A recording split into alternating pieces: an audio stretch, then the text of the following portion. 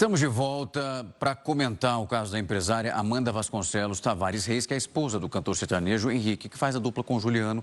Ela foi presa em Orlando, na Flórida. Isso por dirigir sem a carteira de motorista válida. Ela passou a noite na prisão, agora está esperando por uma audiência na justiça.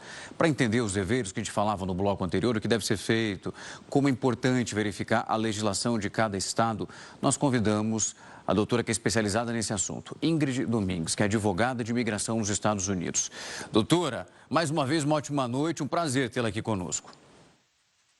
Prazer é meu, tudo bem? Tudo bem. Doutora, eu queria começar a explicar para quem está em casa, utilizando o caso dessa esposa desse cantor muito famoso aqui no Brasil, entendendo essa diferença de legislação. Estados Unidos, um país imenso, são 50 estados e com as suas diferenças. O que nesse instante o turista precisa ficar atento quando ele vai para um outro país, especificamente os Estados Unidos? Se pode usar a sua CNH, o que ele precisa ficar atento nesse momento para não passar por um episódio exatamente como esse e parar na prisão? Olha, pelo que a minha pesquisa, o que eu descobri a respeito dela, é que ela foi, a polícia estava pedindo para ela parar, ela aparentemente não parou, houve um período de fuga dela, as sirenes dos carros do polícia estavam ligadas e ela não parou, não obedeceu à ordem do policial. E quando finalmente parou o carro, segundo o relatório policial que está comigo, ela foi acusada de duas coisas. Primeiro, é um crime, é considerado um crime de terceiro grau, é você não obedecer quando um policial te dá uma ordem para parar. E o segundo foi que aparentemente ela está dirigindo com uma carteira vencida. Não se sabe se é carteira do Brasil e não sei se é carteira daqui, porque eu desconheço o status imigratório dela. Eu não sei qual é a situação dela legal aqui nos Estados Unidos. Mas, respondendo à sua pergunta, aqui nos Estados Unidos, na maioria dos estados, quase todos, o cidadão americano, a pessoa que vive aqui, uma das coisas mais comuns que se ensina desde criança é, primeiro, se um policial te perde, te faz uma abordagem, você deve parar, você deve obedecer, você deve cumprir com o que ele ou ela está te pedindo. E se houver algo irregular nessa situação, ali não é a hora de discutir. Isso seria o trabalho de um advogado após fazer um levantamento do que aconteceu, para poder depois pensar se houve algo irregular nessa abordagem. Doutora, hoje quem vai aos Estados Unidos e pretende pegar um veículo precisa de uma permissão internacional para dirigir? Isso vai depender do tempo que a pessoa fica em cada cidade, em cada estado? Sim, depende também do estado. Por exemplo, eu estou no estado da Flórida. Aqui na Flórida, uma pessoa que é turista, que vem para os Estados Unidos com um visto de turismo, é livre de dirigir, pode alugar um carro, sempre e quando que a sua carteira do Brasil esteja válida. Alguns outros estados têm legislações um pouco diferentes, mas, em geral, na maioria dos estados, se você tem uma carteira de motorista do seu país, você pode dirigir naquele estado.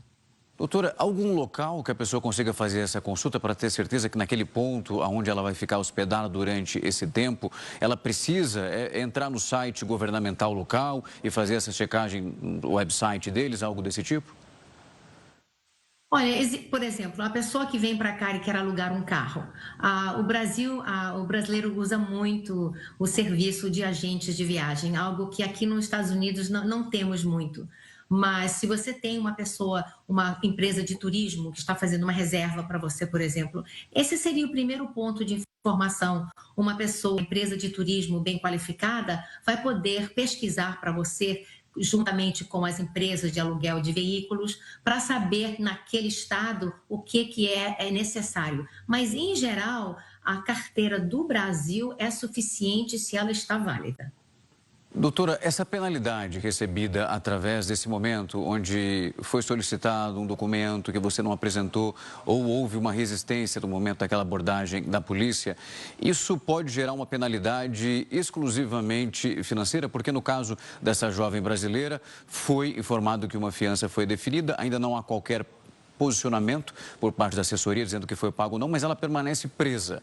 Além da penalidade, essa prisão ela é totalmente possível e foi exatamente o que aconteceu com essa moça. Isso agora vai depender da saída dela, do pagamento e mais uma audiência? Depende, tem vários fatores. Eu não conheço o status dela imigratório. É um fator, porque se ela está aqui como turista, vai ser de uma forma. Geralmente, quando a pessoa é detida por esses dois delitos, a pessoa é detida, elas levam para a prisão local, eles estabelecem geralmente uma fiança. Acho que no caso dela, se não me engano, foi US$ 500, não está confirmado no relatório. Ela tem que esperar para ver se essa fiança realmente vai ser isso e esperar a audiência perante um juiz. Ela certamente já deve ter pedido auxílio a um advogado para poder tentar negociar esses cargos que foram apresentados contra ela para tentar diminuir a seriedade desses casos, que é muito comum se foi a primeira vez que aconteceu isso com ela.